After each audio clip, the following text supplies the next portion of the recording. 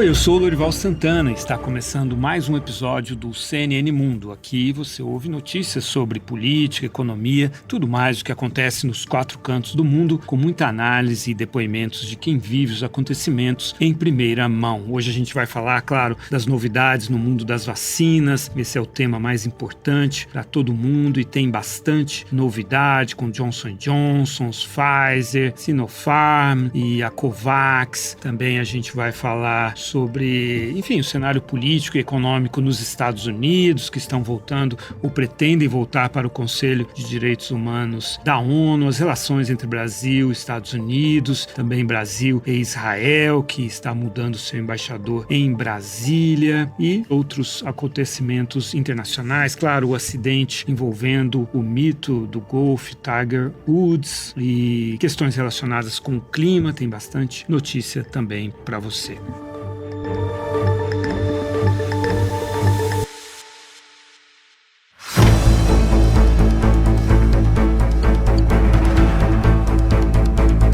Bom, a Agência Americana de Medicamentos, a FDA, declarou que a vacina da Johnson & Johnson atende às exigências para autorização emergencial. Lembrando que essa é uma vacina que muda o jogo porque ela é de uma dose só. Pois é, o FDA, quando ele deu aquele sinal verde para que o processo de aprovação do uso da vacina da Johnson & Johnson seguisse adiante, ele vai ser avaliado amanhã pelo painel independente do FDA, ele também divulgou um documento sobre uma pesquisa feita com esse imunizante. E a pesquisa, ela tem um escopo pequeno ainda, mas ela mostrou que o imunizante é muito eficiente para evitar a doença assintomática, especialmente depois de 29 dias após a aplicação da vacina. E isso é importante, como você falou, porque a gente sabe que muitas contaminações acontecem quando pessoas assintomáticas passam o vírus para outras pessoas. A eficácia dela é de 67%, 14 dias depois da aplicação, e de 66%, 28 dias depois. Com relação à eficácia dela no Brasil, perante a variante brasileira, ela é de 68%. Ela previne 68% dos casos moderados e graves de Covid causada pela variante do Brasil e 64% da variante da África do Sul. E tem mais notícia boa. Pode ser armazenada em temperaturas normais de 2 a 8 graus Celsius positivos. A Johnson & Johnson tem 4 milhões de doses já à disposição para entrega e não 12 milhões, como ela havia prometido antes. Eu conversei com a Janssen, a unidade de vacinas da Johnson & Johnson aqui no Brasil, e eles me disseram que ainda estão reunindo os papéis para o pedido de aprovação aqui na Anvisa e também estão ainda em negociações para a venda dessa vacina ao Ministério da Saúde. Israel já vinha anunciando estudos no mundo real, ou seja, o comportamento da vacina da Pfizer que eles aplicaram lá na população israelense, e agora mais um estudo que diz que essa vacina tem uma eficácia geral de 94%, isso falando de 600 mil israelenses que foram vacinados a partir de 16 anos. Ela tem eficácia de 92% contra casos graves depois das 2 doses e de 62% já depois da primeira dose.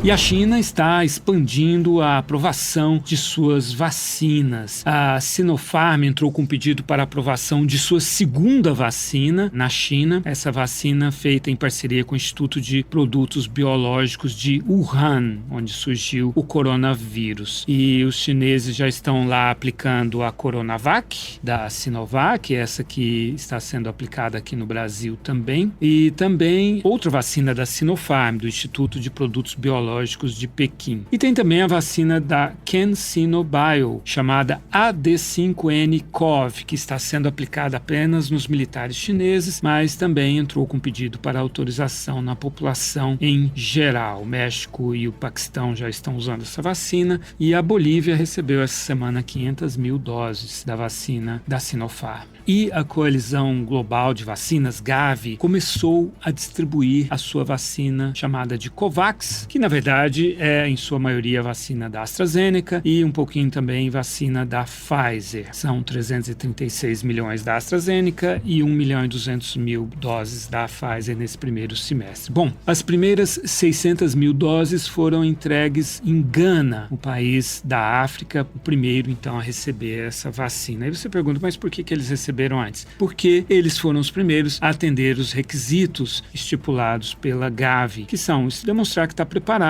para distribuir, para a logística da vacina. O Brasil deve receber este semestre 10.600.000 doses. O calendário das entregas da COVAX está atrasado porque os laboratórios priorizam as encomendas dos países mais ricos, que pagaram antecipadamente. Olha esse dado, 10 países concentram 75% das doses de vacinas adquiridas até agora. Estados Unidos, União Europeia, Reino Unido, Austrália, Canadá e Japão encomendaram 3 bilhões de doses, quando as suas populações precisam de 2 bilhões de doses. O presidente Joe Biden destinou 4 bilhões de dólares para essa coalizão global de vacinas. 2 bilhões este ano e 2 bilhões no ano que vem. Você se lembra que o ex-presidente Donald Trump não quis ajudar na COVAX, né? Na cúpula do G7, a Alemanha prometeu 980 milhões de euros para a COVAX e a União Europeia 500 milhões de euros. Com isso, o consórcio Gavi acha que vai conseguir avançar bastante na meta dele de fornecer 1 bilhão e 300 milhões de doses para os países pobres ainda este ano.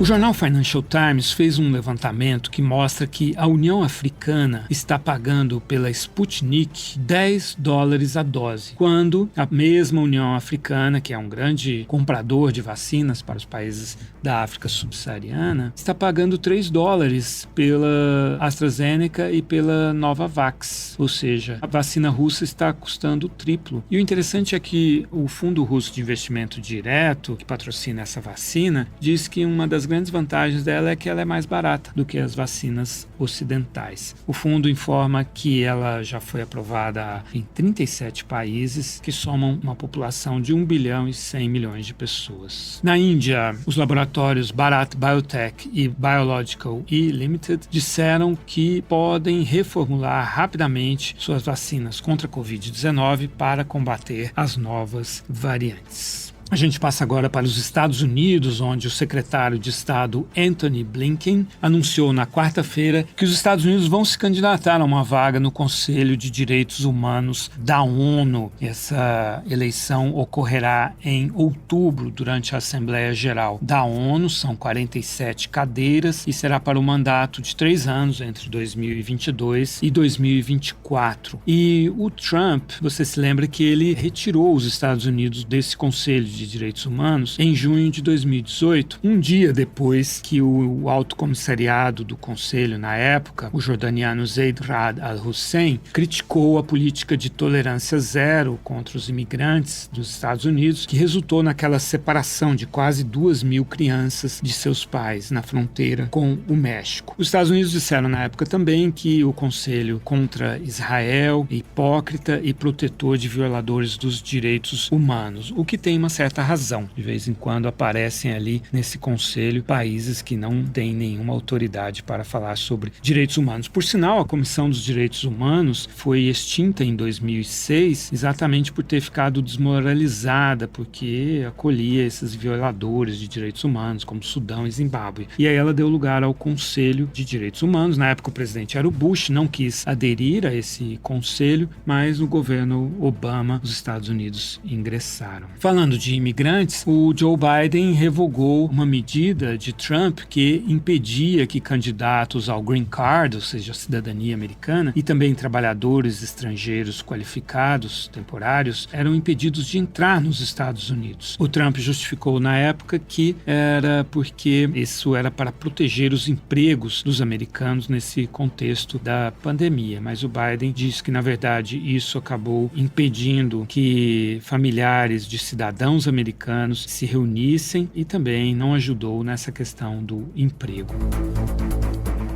O Conselho de Direitos Humanos da ONU, ele se reuniu na segunda-feira, a abertura da sessão anual, e o chanceler Ernesto Araújo deu uma nova nuance para o seu conceito de tecnototalitarismo, que antes era um conceito mais dirigido contra países autoritários como a China, que usam os algoritmos para controlar os cidadãos, mas ele se insurgiu também, usando esse conceito, contra o que ele chamou de cerceamento do direito à liberdade de expressão nas redes sociais por causa das medidas que as plataformas digitais adotam contra o discurso do ódio, contra fake news. Essa explicação última sou eu que estou dando. Ele não fez essa referência, falou apenas da questão da liberdade de expressão nas redes sociais. E também disse que o lockdown é uma ameaça à liberdade do espírito humano. Ele dividiu o tempo dele de 7 minutos com a ministra Damares Alves, ministra da Mulher e dos Direitos Humanos, e ela elogiou a resposta do governo Bolsonaro à pandemia, disse que foram tomadas medidas para proteger os idosos, as minorias, indígenas, quilombolas, e terminou o seu discurso de 3 minutos e 20 segundos dizendo que o Brasil continua comprometido com a proibição do aborto, usando aquela linguagem, aquele jargão da defesa da vida desde a concepção. O primeiro-ministro de Israel, Benjamin Netanyahu, decidiu substituir o embaixador em Brasília. Isso um mês antes das eleições do dia 23 de março em Israel e no momento em que o Netanyahu está preocupado em reajustar a sua política externa para se aproximar do Joe Biden, se distanciar do Donald Trump. O atual embaixador, Yossi Shelley, é um ex-empresário e um tenente-coronel da reserva que ficou muito próximo do presidente Jair Bolsonaro. Teve um episódio em que eles estavam comendo lagosta e isso é algo não aceito por uma parte dos judeus mais ortodoxos e tiveram que borrar ali a imagem e tal. Ele participou de uma marcha dos evangélicos também. Bom, existe uma certa ligação teológica e ideológica entre evangélicos e judeus, numa certa vertente, uma certa visão desses dois grupos. Bom, ele vai ser substituído pelo Danny Zonshine, que é um diplomata de carreira, bem mais discreto, que já serviu aqui no Brasil, fala um pouco de português. Quando o atual embaixador Yossi Shelley foi se despedir do governo brasileiro, recebeu a Ordem do Cruzeiro do Sul, do chanceler Ernesto Araújo, e uma garrafa do vinho chileno Bolsonaro Il Mito, que é feito no Chile em homenagem ao presidente Bolsonaro, das mãos de seu filho, o deputado Eduardo Bolsonaro. A gente fala agora de economia americana. O presidente do Banco Central americano, Jerome Powell, depois na Comissão de Finanças do Senado na terça-feira, e demonstrou um certo otimismo por causa do declínio de casos novos de Covid e do avanço da vacinação. E disse que a economia americana pode voltar a condições mais normais no fim do ano, desde que não haja aí percalços no caminho, mas também ponderou que é uma recuperação desigual e longe de completa. Um senador republicano perguntou se o pacote de 1 trilhão e 900 bilhões de dólares proposto pelo presidente Joe Biden geraria inflação. E o Jerome Powell respondeu que não há sinais de pressões inflacionárias e que o Fed tem instrumentos para conter se essas pressões aparecerem. A meta de inflação de 2% está muito tranquila de atingir. Um outro republicano citou um estudo segundo o qual o aumento do salário mínimo proposto por Biden de $7,25 para $15 por hora poderia fechar 1 milhão de vagas. E aí o presidente do Fed ponderou, olha, aumento de salário mínimo é sempre um trade-off. Você aumenta o consumo de um lado, mas pode tornar as contratações mais difíceis por algumas empresas. E o Powell é alguém que está acima dos partidos. Ele foi indicado para o board, o conselho do Fed, em 2012 pelo Barack Obama e foi nomeado presidente do Fed pelo Donald Trump em 2018. A respeito disso, a gente ouve agora o depoimento do economista Otaviano Canuto, de Washington. Pois é, meu nome é Otaviano Canuto, eu sou um sergipano que mora há 17 anos, quase 18, em Washington. Eu fui vice-presidente no Banco Mundial, fui também vice-presidente no Banco Interamericano de Desenvolvimento e sou professor em tempo parcial na George Washington University e também nesse semestre estudando um curso de pós-graduação, ambos, em Columbia University. A avaliação é bem exatamente o que o relatório documento de política monetária entregue pelo Board de Governadores do Federal Reserve é bem consistente, quer dizer, é exatamente isso. Há razão para se esperar uma recuperação que vá tão bem quanto mais rápida vá a saga de vacinação da população. Agora, enquanto essa corrida não chegar ao fim, a corrida entre de um lado vacinação e do outro, as infecções pelo vírus e pelas suas variantes, né, é uma corrida durante a qual o distanciamento físico das pessoas vai continuar trazendo um impacto negativo para uma ampla parte dos setores de serviços. Os serviços que envolvem intensidade de proximidade física, que envolvem intensidade de contato, né? Então, enquanto, de fato, e se espera que na segunda metade do ano o nível de imunização seja tal que já permita menos medo quanto ao contato, quanto à infecção, que a economia recupere. E, de fato, todas as estimativas apontam para uma recuperação rápida nesse ano, inclusive mais aqui nos Estados Unidos, mais rapidamente do que na Europa, onde o impacto do coronavírus tem sido maior e onde houve esse recrudescimento. Agora, o que subjaz ponderação Jeremy Powell, ou seja, está indo bem, mas tem riscos, etc. e tal, e a importância desse sinal é por conta de um outro tema sobre o qual, naturalmente, os senadores tentaram agarrar o Jeremy Powell, e o Jeremy Powell se safou observando que não é prerrogativa dele nem a obrigação dele emitir opinião, é sobre a magnitude e o tamanho do pacote fiscal submetido pelo governo Biden ao Congresso. O pacote que veio na origem somando 1,9 trilhão de dólares, se soma aos 900 bilhões aprovados ainda no período Trump, né? Quando você soma o primeiro pacote da era Trump com esse segundo de 900 bilhões e esse, e digamos 1,9 a 1,7 trilhão, você tem aí um volume de recursos correspondente a mais ou menos 13% do PIB americano, que é um volume grande, sem precedentes desde os tempos da Segunda Guerra Mundial. E aí o Congresso vai examinar, deve aprovar, como eu disse, com um pouquinho de corte de cabelo aí, e não deixou de chamar a atenção o fato de que um grupo de economistas de altíssimo calibre e claramente favoráveis ao uso mais intensivo de política fiscal do que o que aconteceu nos anos anteriores, desde a grande crise, começaram a manifestar, que mente o Larry Summers e o Olivier Blanchard. O Olivier Blanchard soltou uma nota muito boa explicando a preocupação dele de que talvez o tamanho desse pacote seja grande demais, no sentido de que ele poderá superaquecer a economia, que já estaria com uma boa perspectiva,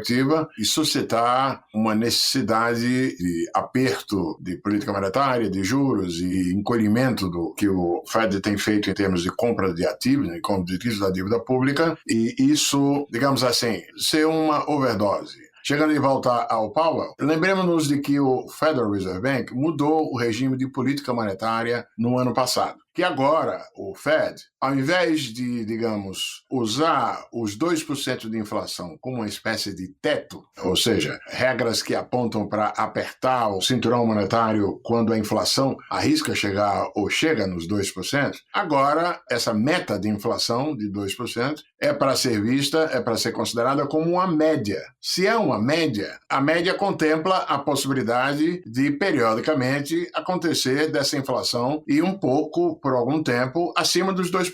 E, afinal, o histórico recente tem sido um histórico de dificuldade de botar a inflação para cima. É o Fed lutando contra a inflação muito baixa, é a Europa lutando contra uma inflação muito baixa, é o Japão lutando contra uma inflação muito baixa já há décadas. Então, meio que se depende um pouco da fala do Jeremy Powell, não apenas ontem, mas em momentos mais recentes, é uma certa leniência, uma certa despreocupação, por enquanto, com a inflação subir. Então, em princípio, poderia se dar luxo o Banco Central e o país, os Estados Unidos como um todo, de eventualmente, mesmo que esse pacote seja muito grande, de uma inflação que venha no final desse ano ou no ano que vem e um pouco acima dos 2%, sem que isso signifique uma chamada para apertar o pedal de freio. Agora, implicações disso, a economia brasileira sente os reflexos do que acontece nos Estados Unidos, principalmente pelas finanças, porque a economia americana não é o principal parceiro comercial do Brasil e a nossa pauta de exportações e a transmissão da economia mundial para o Brasil vem primordialmente via finanças, via conta de capitais e via commodities, preço de commodities. Os canais de transmissão do que acontece nos Estados Unidos, uns são financeiros. Se de fato tiver uma subida forte de juros, se os pessimistas em relação a estímulos demais estiverem corretos e a inflação subir rapidamente e o Banco Central se vê obrigado a apertar o freio, de fato isso repercute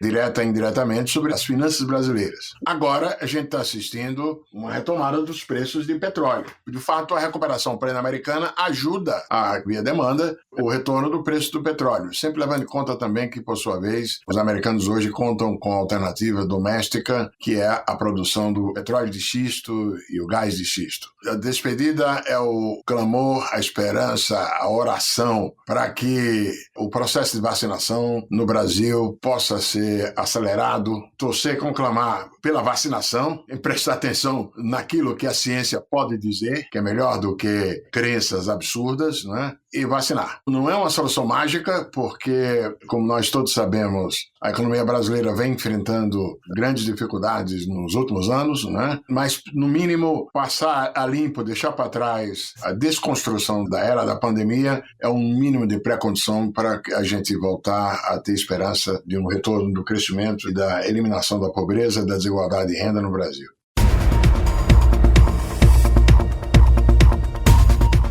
O presidente Joe Biden assinou na quarta-feira um decreto ordenando uma revisão das cadeias de suprimentos nos setores mais estratégicos da indústria americana: computadores, baterias de alta capacidade, farmacêuticos, minerais críticos, materiais estratégicos, e é uma medida que deve levar a uma política industrial nova destinada a reduzir a dependência das matérias-primas e insumos importados para setores críticos como automóveis, energia limpa, farmacêuticos, defesa, aviação, etc. Reduzir essa dependência em relação principalmente à China. E há poucos dias, funcionários do governo chinês disseram à imprensa ocidental que a China estava estudando restrições na transferência de tecnologia da exploração dos minerais de terras raras, que são minerais que são usados em todo tipo de equipamento de precisão, equipamento eletrônico, de celulares a aviões. A China, ela se destaca muito na produção desses minerais. Eles estão espalhados pelo mundo, mas a China investiu muito na tecnologia da exploração desses metais. Por exemplo, os Estados Unidos importam 80% desses metais da China. Aqui no Brasil tem minerais de terras raras, tem bastante inclusive, mas a gente ainda não está explorando em grande escala. Portanto, você vê aí um novo capítulo da disputa econômica entre Estados Unidos e China. Passa a ser algo organizado, com políticas, destinadas a, no caso dos Estados Unidos, procurar trazer de volta as cadeias de suprimentos para os Estados Unidos e para os países aliados também, e retirar da China. O indicado pelo presidente Joe Biden para encabeçar o Departamento de Justiça é o Merrick Garland, e ele fez a sabatina dele no Senado. O Merrick Garland colocou como prioridade da gestão dele combater o extremismo doméstico, e ele lembrou justamente o atentado de Oklahoma de 1995 para comparar com a invasão do Capitólio do dia 6 de janeiro. Pois bem, o nome do Garland foi indicado pelo Biden no dia seguinte a essa invasão do Capitólio. E o Garland foi quem supervisionou as investigações daquele atentado de Oklahoma de 1995, que foi executado por 2 militantes contrários ao governo americano. O atentado foi contra um prédio federal de Oklahoma e matou 168 pessoas, incluindo 19 crianças. O Garland também é muito lembrado por não ter conseguido sequer se ser sabatinado em 2016, quando ele foi indicado pelo então presidente Barack Obama para ocupar uma cadeira na Suprema Corte. A indicação foi em fevereiro, mas o líder republicano no Senado, Mitch McConnell, disse que não ia haver nem sequer sabatina porque ia ter eleições em novembro e ele preferia esperar o resultado das eleições. Bom, Donald Trump foi eleito e indicou outro nome, evidentemente, para a cadeira. Sabe que Merrick Garland virou um verbo. Colocar de lado alguém nos Estados Unidos, este Merrick Garland alguém, por causa dessa terrível experiência e inédita, por sinal.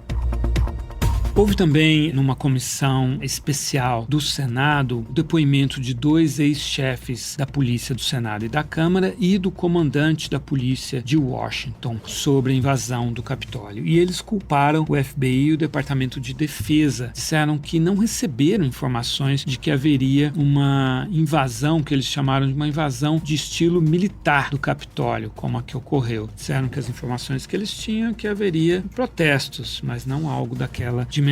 Nessa próxima semana vão depor os representantes do FBI e das Forças Armadas. A Suprema Corte dos Estados Unidos rejeitou na segunda-feira o último recurso do ex-presidente Donald Trump para proteger o sigilo de suas declarações de imposto de renda. Elas serão agora entregues ao promotor do distrito de Manhattan, Cyrus Vance, que é democrata, filho do Cyrus Vance, que foi secretário de Estado do Jimmy Carter. Serão entregues as declarações do ex-presidente de 2011 a 2019, e não só dele pessoalmente, mas de suas empresas, que são muitas empresas que pertencem à organização Trump.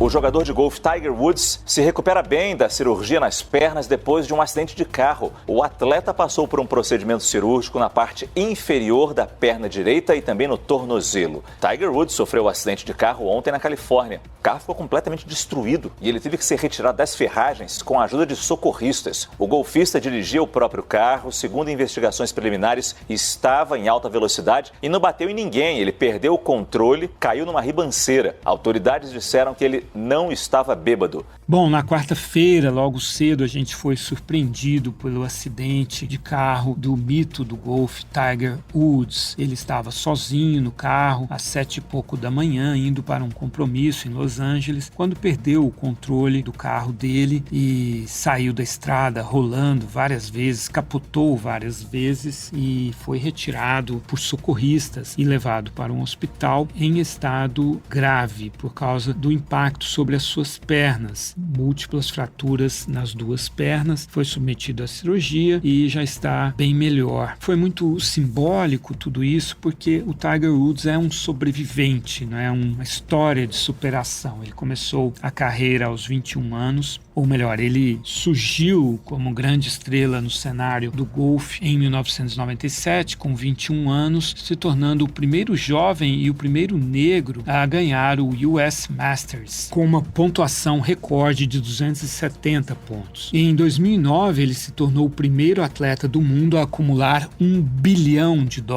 em prêmios e patrocínios. Primeiro atleta de qualquer esporte.